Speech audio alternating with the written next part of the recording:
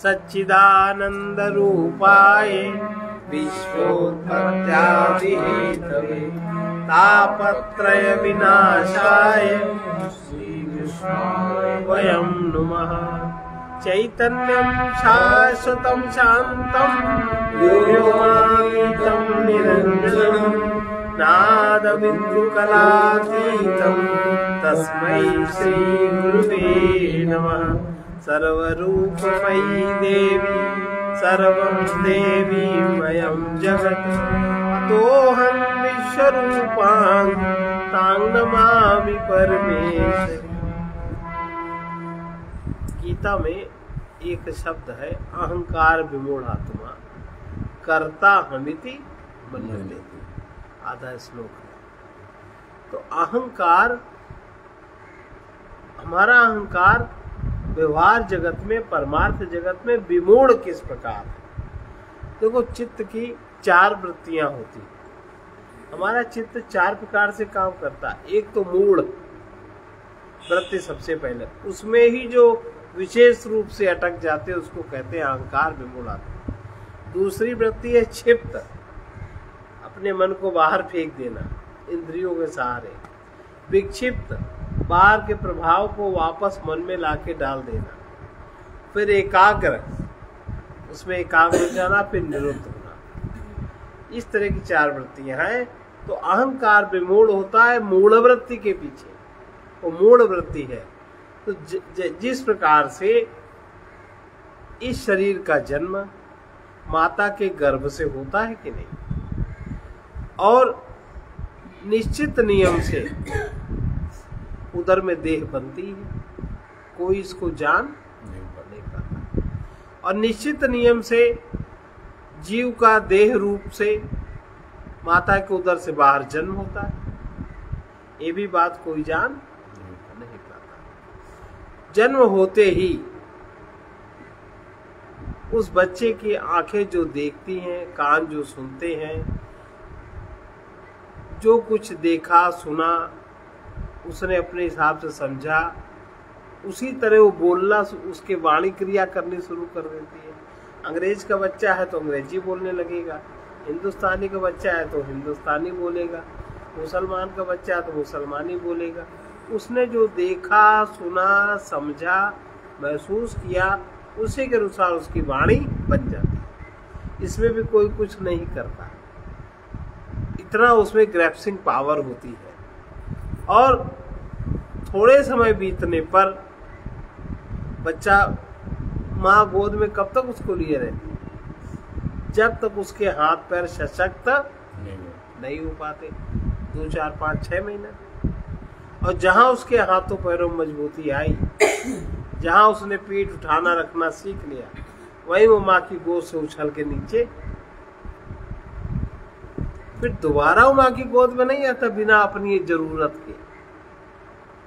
दोबारा अगर आप कहिए कि एक बार बच्चा माँ की गोद से उतर ले, फिर दोबारा उसकी जरूरत न हो आपकी गोद में आ जाओ, नहीं आएगा। आता है कहीं? जब उसको कोई आवश्यकता होती तब आता है। ये सब उसकी क्रिया अपने आप होती है। और खेलता है, उसके आसपास जो खिलौना जो उसको उसके मनचाही चीज देता है, खिलौना देता है, कुछ देता है, तो उसके पास उसकी यात्रा वहीं से शुरू हो जाती है। जहां से उसकी चाह की पूर्ति होती वहीं से उसकी यात्रा चल देती है। और उसको जो वो वस्तु उसको मिलती है, खिलौना एलौना जो भी हो, वो उसको सबको अपनी मानने लगता है। तोड़ेगा, फिर टुकड़े बटोर के रखेगा, खिलौनों के फेंकता नहीं है वो, फिर टुकड़ों से खेलेगा, वो जाने क्या क्या बनाता है अपनी कल्पना से। ये उसकी अपनी ट्रेनिंग चलती है। इस प्रकार वो उनको अपनी मानने लगता है। अब धीरे धीरे उसकी जैसे जैसे उसका शरीर का विकास होता है तो उसकी बुद्धि भी उसके साथ विकसित होने लगती। अभी सूक्ष्म देह में है, अब वो बुद्धि स्थूल देह में विकास पाने लगती, और उस बुद्धि द्वारा जो बुद्धि जब विकसित होने लगती, उस बुद्धि के द्वारा जो उसका शरीर माँ के उदर में बना है, उसको वो मैं मानने लगता। इसके पहले मैं नहीं मानता, है ना। उसको मैं मानने लगता, उसको अपना रूप मानने लगता, शरीर के सारे अंगों को, हाथ पैर सबको वो मैं ही कहने लगता। और शरीर से संबंधित जिस पदार्थ पे उसका हाथ पड़ता वो उसको मेरे मानने लगता। शरीर को जो उसको खाने पीने को देता, जो उसको प्यार करता, उसको मेरा मानने लगता। इतनी तो यात्रा शुरू होती है। अब जैसी बात जब कभी क्या क्या बोलता है, फिर उसका मानना शुरू होता है। 8-10 महीने का हो जाए, माँ मेरी है। अब खिलौना मेरा नहीं है, उसके जो पिताजी हैं वो मेरे हैं। घर में जो लोग रहते हैं मेरे, उनको कोई मेरा नहीं कह सकता।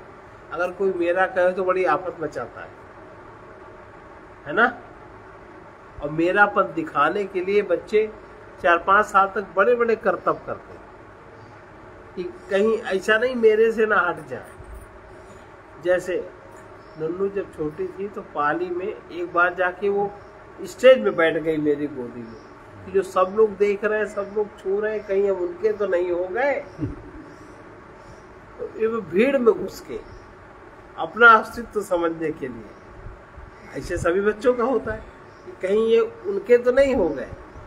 जब देखा सब ठीक ठाक है तो उठ के चल दिया, तो नहीं मेरे उतने ही हैं जितने थे। इस प्रकार से उसके माता पिता जो भी समझाते हैं, धीमे धीमे बच्चे को वही समझ आने लगता है।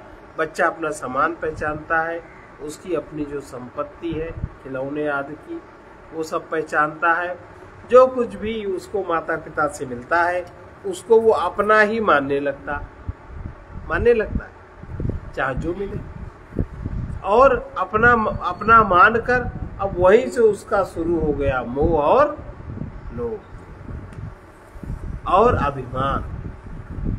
ये 3 बातें। अब उसमें माता पिता और समझा के वो चीज उसका दृढ़ करते हैं। इसी को यहीं से शुरू होता है अहंकार विमूढ़ आत्मा। अहंकार विशेष मूढ़ होने लगा, समझ नहीं लगी।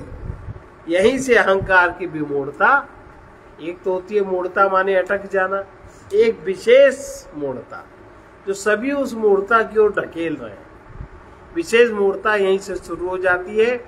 अब चेतन आत्मा और बुद्धि के सहयोग से बल्ब में जो प्रकाश की तरह हर प्राणी में आंग स्फुरित हो रहा है, चेतन आत्मा और बुद्धि या महत तत्व के सहयोग से बल्ब की तरह अहंग रूपी प्रकाश स्फुरित हो रहा है।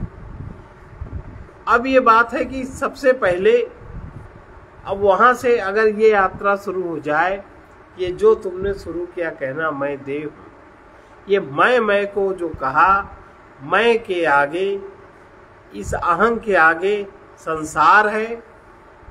वो अहंग जब इधर देखता है तो उसको संसार दिखता है, और पीछे उसके परमात्मा है। ये बात घर के संबंधी कोई नहीं बताते, वो जानते भी नहीं। अगर वहीं से ये बताना शुरू कर दे तो संसार की माया उसको न ब्याते, लेकिन कोई बताते नहीं।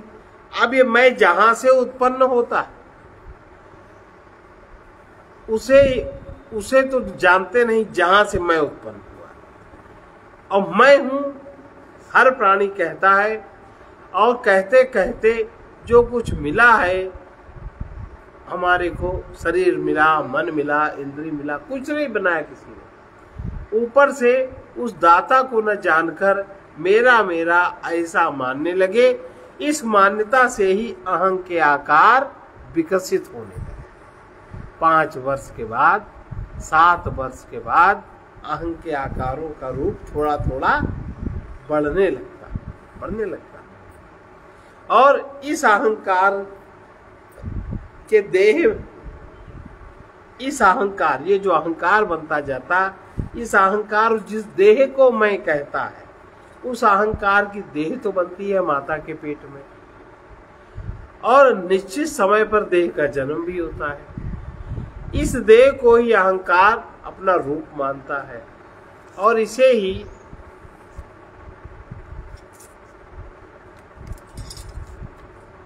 इस देह को ही अहंकार अपना रूप मानता है, और मैं देह मानता है, और बुद्धिमान, विद्वान, बलवान, कुलवान, रूपवान, बहुत बड़ा अनेकों वान होकर के भी अनेकों रूपों का अभिमानी बनता है। फिर कभी जब बिगड़ता है तब दुख होता है। अब इस दुख में कारण कौन? परमात्मा कारण है। परमात्मा फिर कहीं दुख देता है? नहीं देता। परमात्मा तो आनंद स्वरूप है। अपनी गलत फहमी के कारण दुख होता है, और दुखी माता पिता बच्चों को भी दुखी ही बना देते। इस प्रकार दुखी होता है, और जब तक उसे कोई सद्गुरु न मिल जाए, गुरु ज्ञान में उनको दिखाने की सामर्थ्य न हो, तब तक ये अहंकार अपनी उत्पत्ति स्थान को, अपने विस्तार को नहीं समझता, नहीं जानता, और तब तक हजारों बार देह धारण करने पर भी वो इस पाप से मुक्त नहीं होता, जब तक कोई सद्गुरु न मिल जाए और आप उसके ज्ञान को स्वीकार न करो, उसके अनुसार आप न चलो, तब तक हजारों बार देह धारण करनी पड़ती है, फिर भी पाप से मुक्ति नहीं होती। अब इस पाप का जिम्मेदार कौन? बताइए। अभी जो इतना सुना, इस पाप का जिम्मेदार कौन?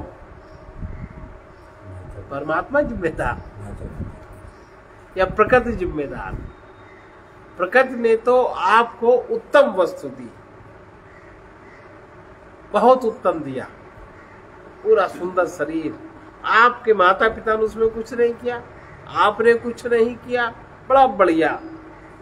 बच्चे देखा कैसे होते हैं, और आपने बच्चे बिगाड़ दिए।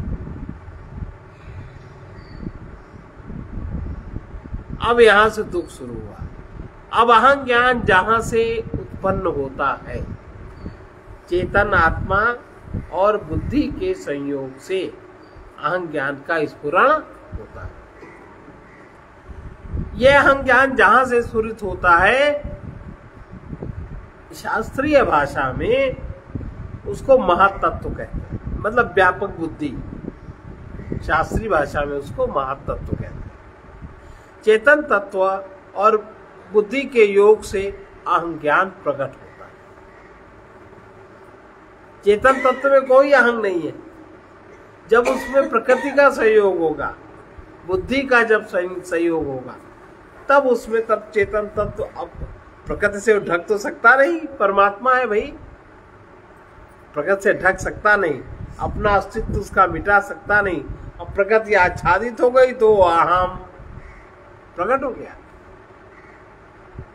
प्रकृति से परमात्मा कहीं दबता है? परमात्मा से प्रकृति है, प्रकृति से परमात्मा नहीं है। तो चेतन तत्व और बुद्धि के योग से अहं ज्ञान प्रकट होता है। चिन्मयी बुद्धि ही अहं ज्ञान की अनादि माता है। चिन्मयी माने चैतन्यमयी बुद्धि। ये जो चैतन्यमयी बुद्धि है, चैतन्य आत्मा से बुद्धि का जो संयोग है, यही अहंकार की माता है,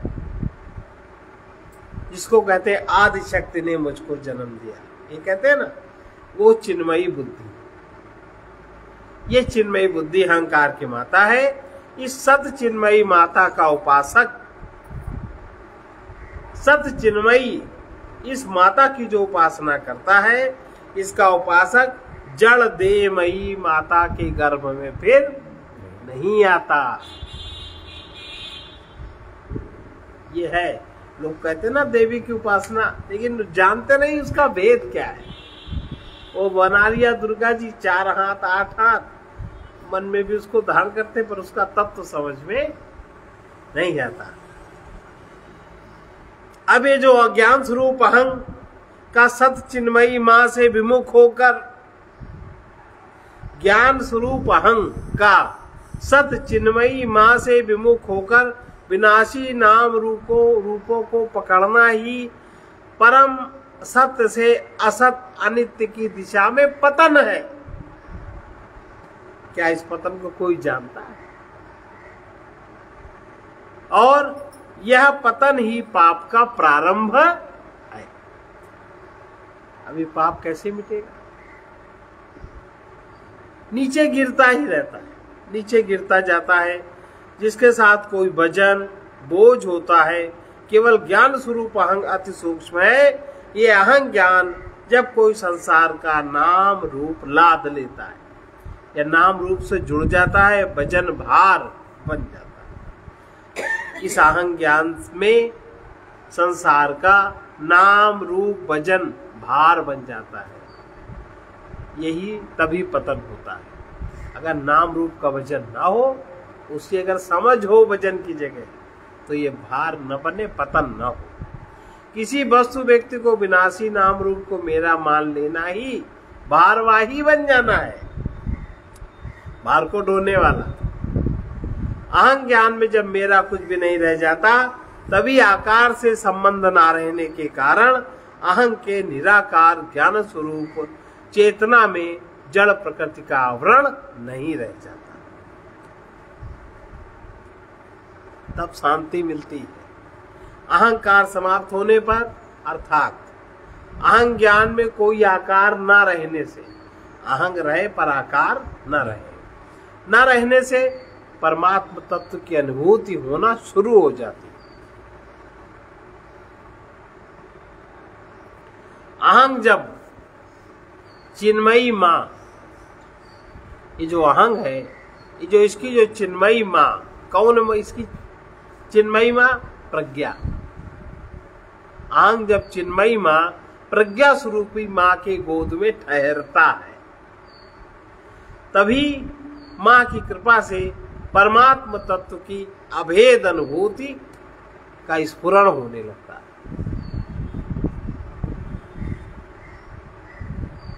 यही तो परमेश्वर की विचित्र माया है। इसको जो समझ ले वही मायापति का भक्त है। अद्भुत चिद विलास है कि परमात्मा और प्रकृति तत्व के योग से ही यह अहंग प्रकट होता है, परंतु अपनी माता की गोद में पलते हुए अपनी माँ को ही भूल जाता है और शरीर का जन्म जिस उदर से हुआ है वो उसे ही माँ मान लेता है। और शरीर का जन्म तो कईयों उदर से होता है, जितने बार शरीर मिला, जो सही मिला वही माँ बनी। और ये जन्म तो एक ही माँ के उदर से होता है। इसलिए यह मातृ तत्व अविनाशी है, इसलिए ये प्रकृति अनादि है, बदलाव नहीं, एक ही है। इसलिए अहंकार जो विमूढ़ हो गया है, ये इंद्रिय दृष्टि द्वारा बाहर तो सब कुछ देखता है, परंतु भीतर स्वयं तक पहुंचने का विवेक जागृत नहीं करता। बहुत परमात्मा की कृपा से, सदगुरु के प्रेरणा से जब श्रद्धा जागृत होती, सात्विक श्रद्धा जागृत होती, और जब कोई उसमें गुरु का सहयोग हो जाता, तब भीतर स्वयं तक लौटने का वो प्रयत्न शुरू करता है।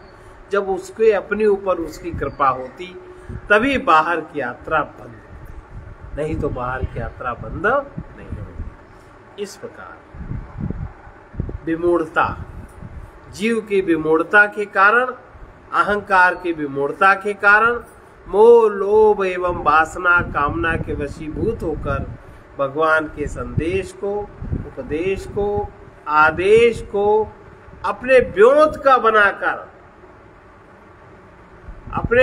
का बनाकर सब कुछ को अहंकार विकृत अर्थात कुरूप उसने बना दिया है। कैसे? राधे राधे जब पोचा ले आए, क्या मतलब है इसका? क्या मतलब इसका?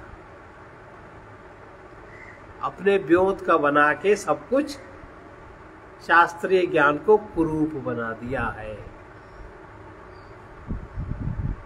भू आने लगी मूर्ति पूजा को, उसके विधि विधान नियम न जान करके कुरूप बना दिया, हर चीज ऐसी बन गई। यह है क्या है? अहंकार विमूढ़ आत्मा कर्ता हम इति मन्यते, जो हम करेंगे वही मानो, बाकी सब गलत है। अभी जो महामंत्र लोग कहते हैं हरे राम राम राम हरे हरे, हरे कृष्ण कृष्ण, इसका अर्थ क्या है? पूछो किसी से, क्यों कहते हैं? महामंत्र मतलब सबसे बड़ा मंत्र है, महामंत्र है।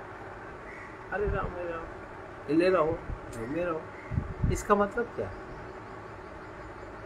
पता है? आपको पता है? फिर क्या मतलब इसका?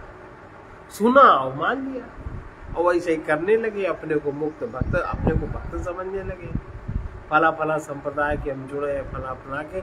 इस प्रकार से जो भी कुछ था सब कुछ विकृत अर्थात कुरूप बना दिया।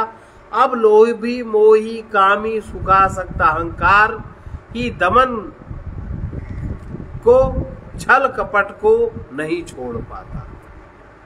कौन नहीं छोड़ पाता? लोभी मोही कामी सुखासक्त अहंकार दमन को, छल कपट को नहीं छोड़ पाता, विविध रूप बनाता रहता है।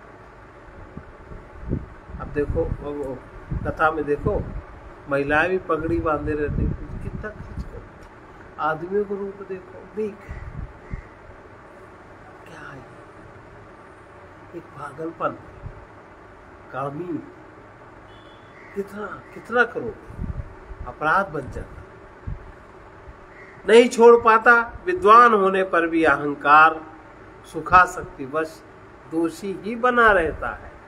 विद्वान है, भागवत कथा पढ़ते, रामायण पढ़ते, याद हो गया कुछ, अपने को विद्वान मानते, पर सुखासक्ति के कारण दोषी ही बना रहता है।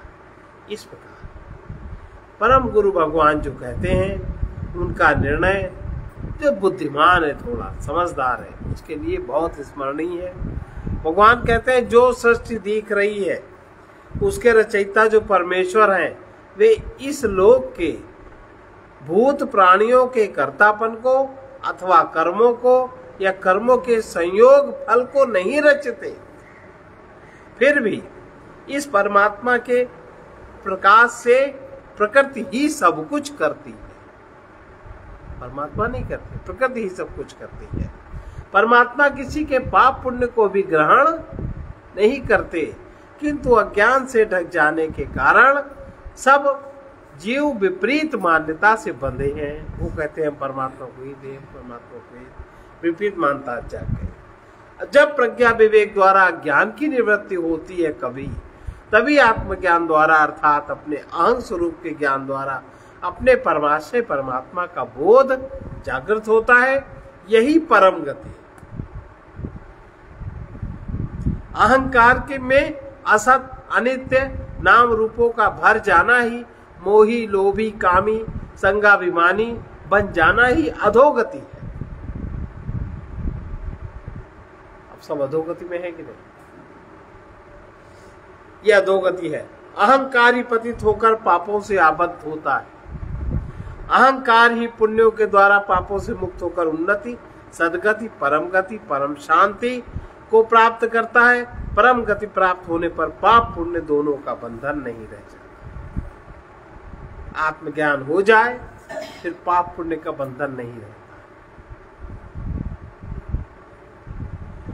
अहं के मिथ्या आकारों के बंधन से तभी मुक्ति मिलती है जब चिन्मयी प्रज्ञा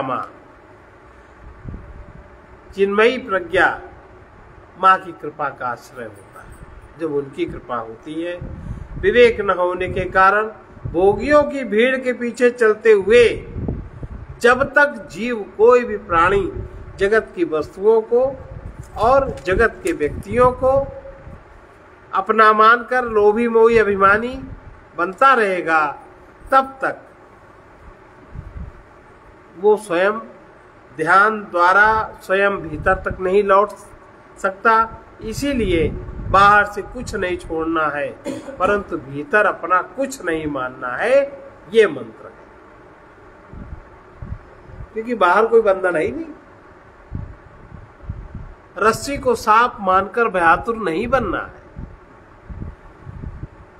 रस्सी को सांप मान ले तो भी इतना खतरा नहीं है जितना, लेकिन जब सांप को ही रस्सी मान के उसको पकड़ लिया जाएगा तो ये बड़ा भयानक खतरा है, मृत्यु को ही आमंत्रित करना है। तो हम लोग सांप को ही रस्सी मान के पकड़े। रस्सी को सांप मानना इतना खतरनाक नहीं है। जगत में जो कुछ भी आकर्षक लगता है, सुखद प्रतीत होता है, वो सांप को रस्सी समझकर पकड़ने के समान है। और हम जब उसके पीछे भागना शुरू कर देते हैं, इसलिए बार बार पढ़कर सुनकर यदि समझ में आ जाए तो भविष्य के लिए इसे मत टालो। नित्य प्रातः और रात में सोते समय ध्यान से देखो कि जगत में कौन सी वस्तु अपनी प्रतीत हो रही है, किसके ना होने पर दुख हो सकता है, उसे ही अपनी मानकर समझकर उससे प्रीति हटा लो। ये विचार से पता लगेगा। प्राप्त वस्तुओं के भोगी न बनकर संबंधित व्यक्तियों के अपनी वस्तुओं को सेवा में लगाते रहो, पुण्य बढ़ते जाएंगे। अब जब बहुत पुण्यों का हो जाएगा सुयोग, तब एकदम से उछाल होगा और मामला बच जाएगा। इसलिए और ऐसा संबंधित व्यक्तियों की सेवा में सब कुछ लगता रहे, उसके बदले में कुछ न चाहो, तब ये उछाल होता है। इस प्रकार वशिष्ठ जी ने कहा कि प्राण नाशक संसार अपने मन के अज्ञान से ही कल्पित है। ये काल्पनिक सुख दुख बंधन ज्ञान में विचार करने पर नष्ट हो जाते हैं। अब जो अपने को परमात्मा का उपासक समझता है, विचारक समझता है, वो पुरुष विचार दृष्टि से रहित है, उसे जन्मांध ही समझना चाहिए। और वो दुर्मतिमान मनुष्य सन्मतिमान के मत से सोचनीय होता है, जो ऐसा विचार नहीं करता, जिसमें विचार जागृत नहीं होता, जो ज्ञान में विचार नहीं करता, वो अनेक जन्मों तक सुख के पीछे दुखी भोगता रहता है। देश काल करता कर्म वचन विचार विहीन, ते सुरतर उत्तर दरिद्री सुरसर तीर मलिन। विचार से हीन व्यक्ति जो कुछ बोलता है, जो कुछ करता है, वो कर्म के द्वारा किसी भी देश किसी भी समय में यदि कल्प वृक्ष के नीचे भी पहुंच जाए धोखे से, तब भी वो दरिद्र ही रहेगा। पवित्र गंगा जी के तट पर भी पहुंच जाए तो मलिन ही रहता है। लाखों मनुष्य, करोड़ों मनुष्य मान्यता के अनुसार गंगा स्नान करते हैं कि नहीं? इससे तन तो शुद्ध हो जाता है। आजकल तो तन भी शुद्ध नहीं, गंगा जी के जल में मलिनता है, परिमान्यता है, शुद्ध हो जाता, मान लो शुद्ध हो जाता, परंतु मन का मोह लोभ अभिमान अहंकार नहीं मिटता। और मिटाने की ज्ञान में विचार नहीं है तो मिटाने की कोई कोशिश भी नहीं करते। इस प्रकार चेतन आत्मा का जो कल्पतरु सबके साथ है, चेतन आत्मा का कल्पतरु सबके साथ है, सबको नित्य सुलभ है। उसी को सत्ता से, शक्ति से, ज्ञान से, प्रेम से प्राणी संतुष्ट, तृप्त, शांत तथा पूर्ण आनंदित रहना चाहता है। उसी की सत्ता से चेतन आत्मा तो कल्पतरु की तरह निरंतर सबके साथ है, सबको सुलभ है। उसी की सत्ता से, शक्ति से, ज्ञान से, प्रेम से प्राणी संतुष्ट, तृप्त, शांत तथा पूर्ण आनंदित रहना चाहता है, परंतु विवेक न होने के कारण जीवन पर्यंत वो दरिद्री ही बना रहता है, शांत स्वस्थ नहीं हो पाता। इसलिए अगर कोई गुरु है तो उनकी मानो, सदगुरु है तो उनकी शरण गहो, और अब इस अहंकार को परमात्मा प्रभु में समर्पित देखने की आदत डालो। नहीं तो ये दूसरा सरल सा मंत्र है। जब अगर लोभ जागृत हो तो लोक की जागृति कहाँ रखा है? लोक तो रहेगा ही। तो हमारे अंदर दैवी संपत्ति का विकास किस प्रकार होगा, वो युक्तियां करो। अगर मोह ही जागृत हो तो सर्वव्यापक परमात्मा में, सभी प्राणियों में परमात्मा किस प्रकार मुखरित हो रहा है, कभी इसको देखने, कभी इसमें आत्मीयता बढ़ाने की चेष्टा करनी चाहिए। और ताकि उनके सुख में दुख में तुम्हें आनंद आस्वादन हो सके, आनंद का। और अगर मोह ऐसा ही करना है तो किसी संत महात्मा से कर लो, जिनके संग से तुम मुक्त भक्त हो जाओगे।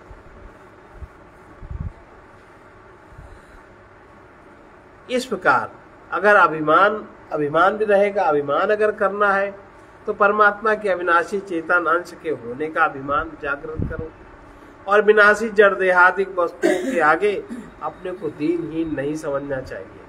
ऐसा सर्व चिंता परित्यज्य चिन्मात्र परमो भाव, सभी चिंताओं को त्याग कर अपने चेतन स्वरूप का चिंतन करना चाहिए। जो चेतन स्वरूप अभी पीछे कहा गया, जो अशिक्षित हैं, जिनको विद्या नहीं है, लाखों व्यक्तियों की चारों ओर लाखों विद्वान मूर्खता एवं मूढ़ता के कारण कभी धन हानि से दुखी होते हैं, परंतु लोभ का दुख का कारण वो नहीं समझते। प्रिय वियोग से दुखी होते हैं, परंतु जिस मोह से दुख हो रहा है उसे वो नहीं देखने की कोशिश करते। अपमान से बार बार दुख होता है तो अपने भीतर के अभिमान को दुख दाता नहीं पहचान पाते। करोड़ों कामी कामना की आपूर्ति से दुखी होते रहते हैं, लेकिन भीतर रहने वाले काम को दुख का कारण उनके समझ में नहीं आता। लाखों मूर्ख विद्वान दुखी होकर किसी वस्तु व्यक्ति को दुखदाता मानते रहते हैं, मानने लगते हैं, लेकिन भीतर रहने वाले दोष को दुखदाता वे जान नहीं पाते।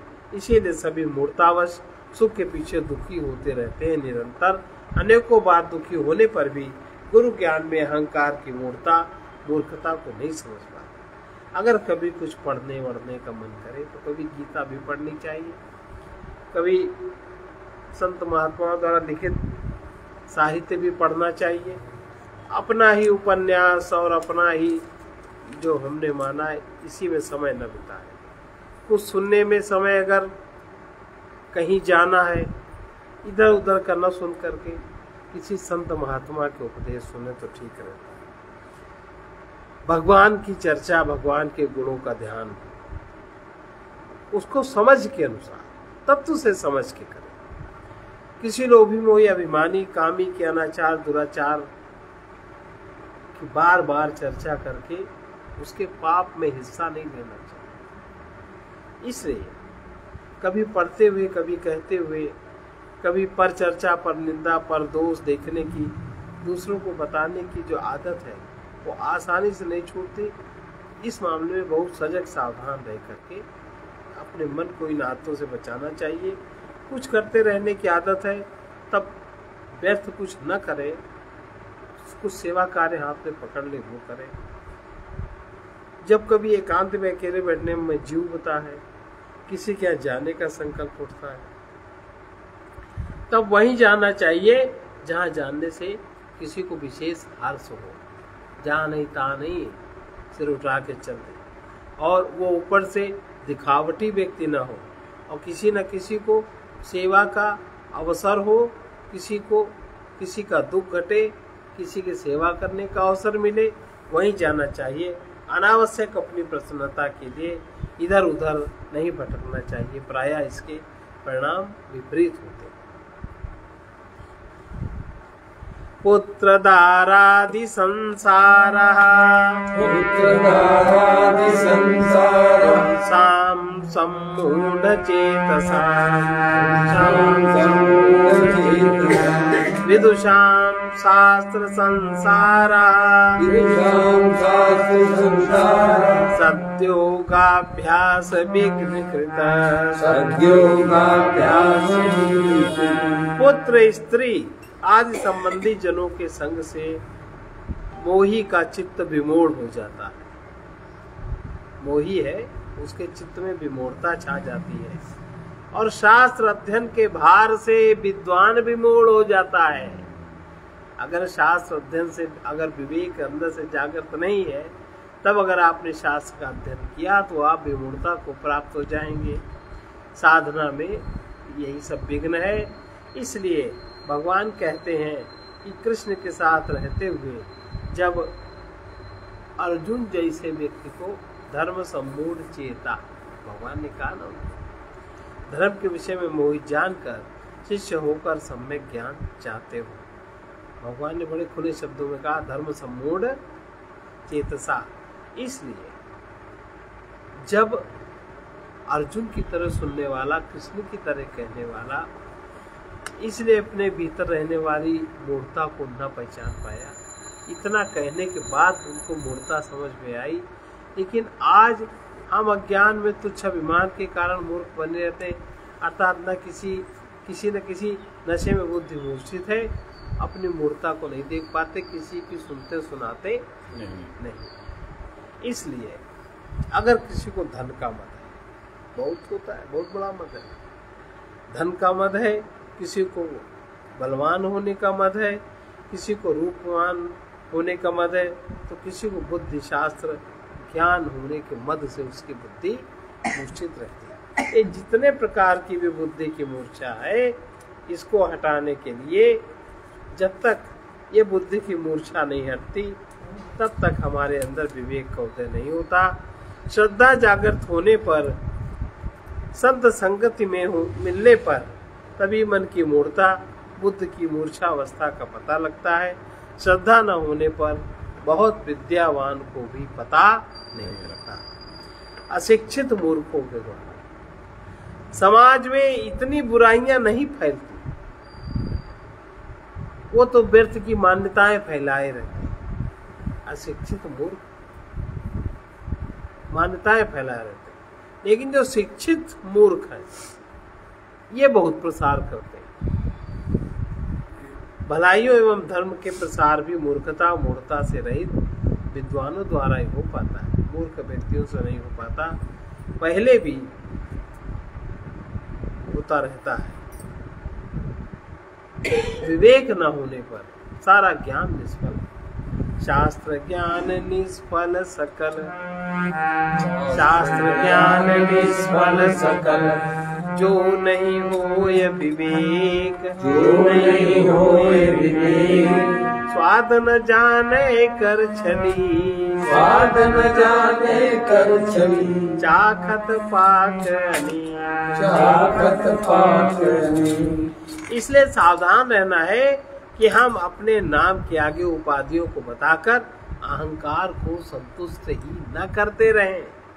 बताते ना जो उपाधि होती है, विद्या के द्वारा जो नित्य विद्यमान तत्व है, उस परमात्मा को जानकर असत का विवेक प्राप्त कर अपने को मोह के भ्रम से मुक्त हो जाएं और आत्मा में अपनी बुद्धि को स्थिर कर लें। मयि एव मनाधस्तो मयि बुद्धि निवेश है। इस प्रकार से प्रकृति का सर्वोपरि सूक्ष्म तत्व अहंकार है। भगवान कहते हैं अहंकार विमूढ़ आत्मा कर्ता हमिति मन्यते। प्रकृति का सर्वोपरि सूक्ष्म तत्व अहंकार है, यही कर्ता बनता है। ज्ञान ही अहंकारमय बन रहा है और हम ही ज्ञान स्वरूप है, और अहंकार को ओढ़ कर कर्ता और भोक्ता बन जाता है। जब ऐसा सोचते हैं कि मैंने बहुत बड़ा काम किया, मैंने बहुत दान दिया, दान इतना दिया, बचाया कितना? बचाने का प्रचार नहीं है, दान देने का प्रचार है ना।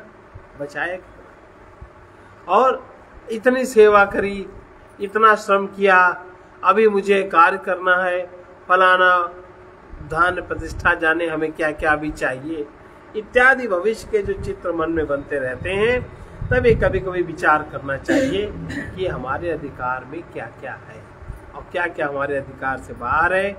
क्या जब तक होएगा तब तक सांस चलती रहेगी? एक क्षण भी तो नहीं मिलता सांस के पीछे। क्या जन्म, हम जैसा जन्म चाहते हैं वैसा जन्म हमें मिलता ही रहेगा? क्या हृदय की धड़कन और नाड़ी हमारी चलती ही रहेगी? क्या हमारे किए बिना देह के भीतर ये सब काम जो स्वतः हो रहा है, क्या ऐसा होता ही रहेगा? और कल्पनाएं जाने क्या क्या साधते रहते हैं। कब क्या हो जाए, कब धड़कन बंद हो जाए, कब नाड़ी बंद हो जाए। एक दिन ऐसा भी आ सकता है कि शरीर वृद्ध हो जाए, हाथ पैर उठाना चाहे तो नहीं उठते, नहीं उठेंगे, आंख कान सही काम नहीं करते, और अभी जो सब कुछ कर सकते हैं तब नहीं करते, और भविष्य में कर लेंगे, ऐसा मान्यता भ्रम है। इस भ्रम से अपने को हटाना चाहिए। सारी व्यवस्था अपने आप चल रही है, जहां से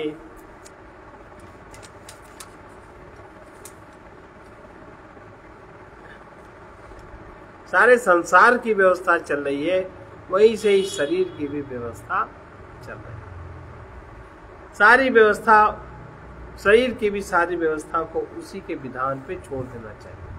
वर्तमान में जो दैवी संपत्ति युक्त कर्म है, विचार करके, विवेक में विचार करके उस तरह के कर्मों का आश्रय लेना चाहिए।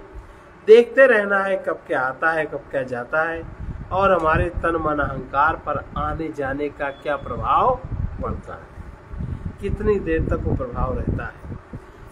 इस प्रकार से ज्ञान में देखने से धीरे धीरे समझ में आता है कि ऐसा अपने साथ क्या है जो परमात्मा क्या है, ऐसा अपने साथ क्या है जो प्रकृति क्या है, ऐसा अपने साथ क्या है जो हमें कभी नहीं छोड़ता, ऐसा अपने साथ क्या है जो क्षण क्षण छूट रहा है, ऐसा क्या है परमात्मा ने क्या बनाया, और ऐसा क्या है हमारे अहंकार ने जो बनाया।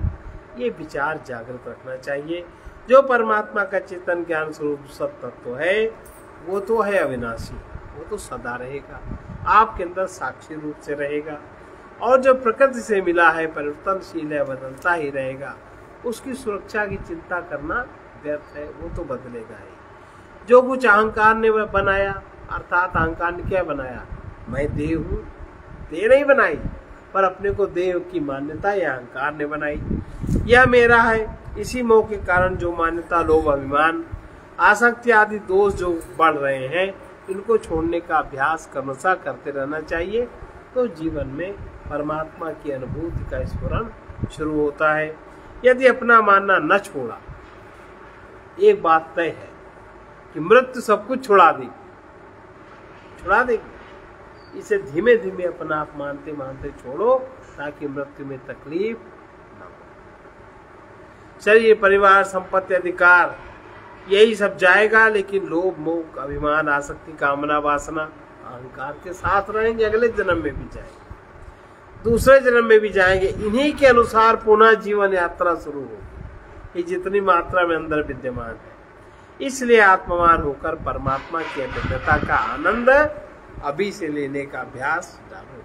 फिर अगले जन्म में पता नहीं, ये सुना सुना न सुना, क्या प्रारब्ध भोग है, कैसा चलेगा।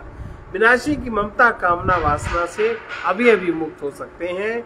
और जब जो स्वयं सत्य हो उसका विस्मरण हो गया, झूठ के आवरण को, परतों को ओढ़ लेने से या ओढ़ना उतार कर अगर देखा जाए, तो हम पूर्ण सच्चिदानंद में ही निरंतर हैं, उसी में हमारा विश्राम है। हमें कहीं किसी विश्राम की जरूरत नहीं है। द्वैत मूलम महादुख, द्वैत मूलम महादुख, नान्यत स्यास्ति भेषजम, दृश्य में तृणमृषा सब में को हम चिद्रसो अमला। आश्चर्य है कि दुख का मूल कारण द्वैत ही है, उसकी कोई औषधि नहीं। ये सब दृश्य मिथ्या है, मैं एक अद्वैत शुद्ध चैतन्य हूँ, बोधमात्र हूँ। अनेकों लोग अपने अपने कर्तव्य से विमूढ़ हो जाते हैं, कर्तव्य की मूढ़ता धारण किए रहते हैं, फिर पूछते हैं कि ये संसार परमात्मा ने क्यों बनाया। परमात्मा से पूछो। और जो जिनको थोड़ा सा ज्ञान है, वो ऐसा समझते हैं कि परमात्मा ने संसार बनाया नहीं, वो स्वयं ही संसारमय हो गया। तो इससे सरल परमात्मा को देखने, अनुभव करने का, छूने का, शब्द से, स्पर्श से, रूप से, रस से, गंध से परमात्मा को छूने के अलावा इससे सुंदर मौका कहाँ मिल सकता है। संसार ऊपर ऊपर है और सत्य परमात्मा भीतर भीतर है। ऐसा ज्ञान धारण करने से भीतर जागृति आती है। यही योग्यता प्राप्त करना है कि प्रत्येक वस्तु में, व्यक्ति में हम परमात्मा को खोद लें, प्रत्येक परिस्थिति में खोज में भटकना छोड़ दें। इस प्रकार भीतर भीतर वासनाओं को शांत करें, मन को मौन करें और अपने शुद्ध अस्तित्व का अनुभव करें। वहीं से परमात्मा की यात्रा शुरू होगी, वहीं से जागृति शुरू होगी। इस प्रकार अहंकार के गले बिना परमात्मा का बोध नहीं हो सकता। अहंकार कैसे गलता है?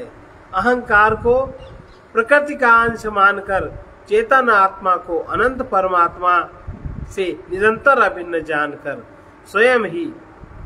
स्वयं को आत्मा ही समझे, देह न माने। यहाँ से अहंकार का गलना आरंभ होगा। परमात्मा और जीवात्मा को निरंतर मिला हुआ अनुभव करना ये महायज्ञ है। ये महायज्ञ जितनी जल्दी शुरू कर सको तो महायज्ञ के फल के भागी बनो। इसी को ज्ञान यज्ञ कहते हैं। हम लोग जहाँ बैठ के थोड़ी देर पढ़ते सुनते हैं, हम लोग महायज्ञ का पुण्य अर्जित कर रहे हैं। अब अगर इसमें भी ना आवे समझ में तो फिर कहीं कोई समझा नहीं सकता। लोक परलोक में सुख समृद्धि चाहने वालों को बाह्य द्रव्य यज्ञ की आवश्यकता है। जो स्वर्ग आदि चाहते हैं उनके लिए तो बाह्य द्रव्य आदि की आवश्यकता है, लेकिन श्रद्धा पूर्वक ज्ञान को पूर्ण करने वालों को इस ज्ञान यज्ञ में किसी सामग्री की अपेक्षा नहीं है और महायज्ञ का फल है। इसलिए ये वो मैं तू का भेद छोड़कर सब आत्मा ही है, आत्मा का ही सब चमत्कार है, ऐसा निश्चय करके संकल्प रहित होकर स्वयं में शांत और स्वस्थ होना है। जितना ही हम आत्मा परमात्मा में तन्मयता प्राप्त करेंगे उतनी ही जल्दी आत्मबोध, सद्भाव, सद्विवेक प्रकट होगा।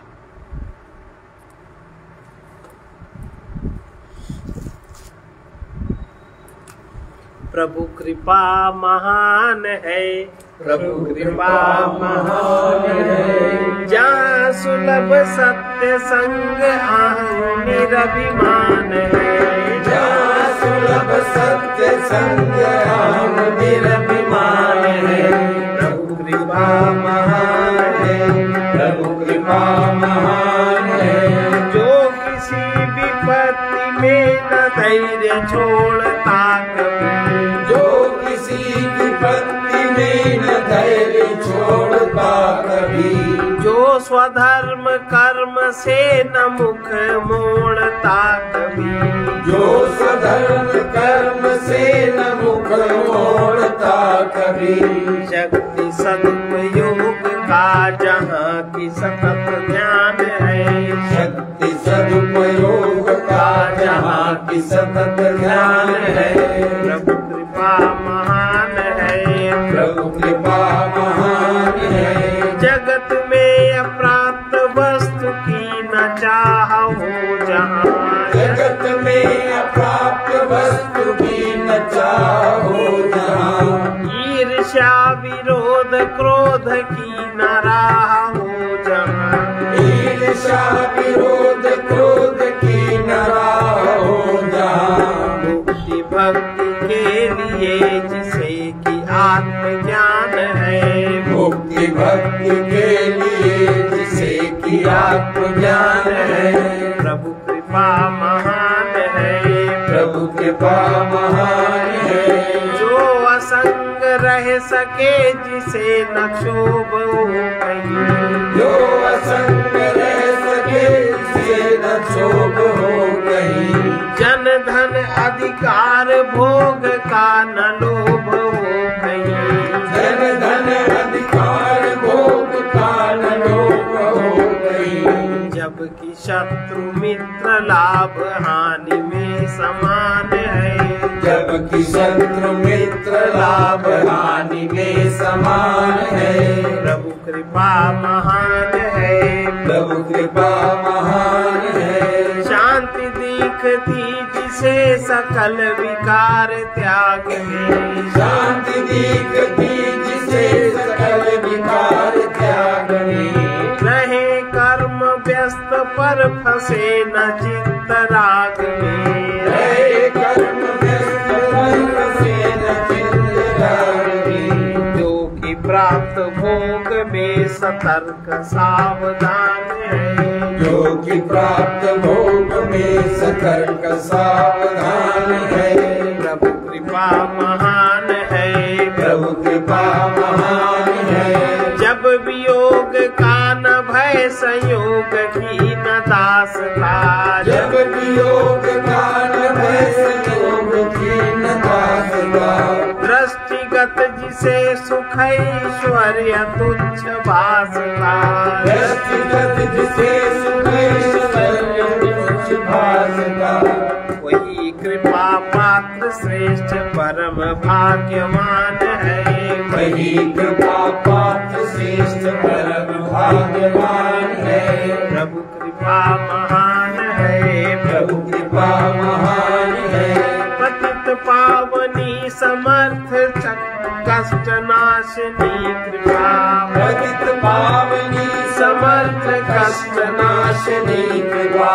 दुख में छिपी अनंत सुख प्रकाशनी कृपा। दुख में छिपी अनंत सुख प्रकाशनी कृपा। पति की कृपा का विचित्र देखता विधान है। पति की कृपा का विचित्र देखता विधान है। प्रभु कृपा महान है। प्रभु कृपा महान है। जहाँ सुलभ सत्य संग अहं निरभिमान है। जहाँ सुलभ सत्य संग अहं निरभिमान है। प्रभु कृपा महान है। प्रभु कृपा महान है। सुखद का संयोग मिलने पर प्रभु की दया समझते रहो और जब दुखद परिस्थिति आए तब प्रभु की कृपा का अनुभव करो। भोगी दया से सुख देखता है, योगी कृपा द्वारा आनंद का अनुभव करता है। दया से जो कुछ सुखद सुंदर मिला है उससे सेवा करो। कृपा से जो कुछ छिन रहा है उसके प्रति मोह लोभ तथा सुखासक्ति का त्याग करो। ओम पूर्णमदः पूर्णमिदं पूर्णात् पूर्णमुदच्यते पूर्णस्य पूर्णमादाय पूर्णमेवावशिष्यते। ओम शांति शांति शांति।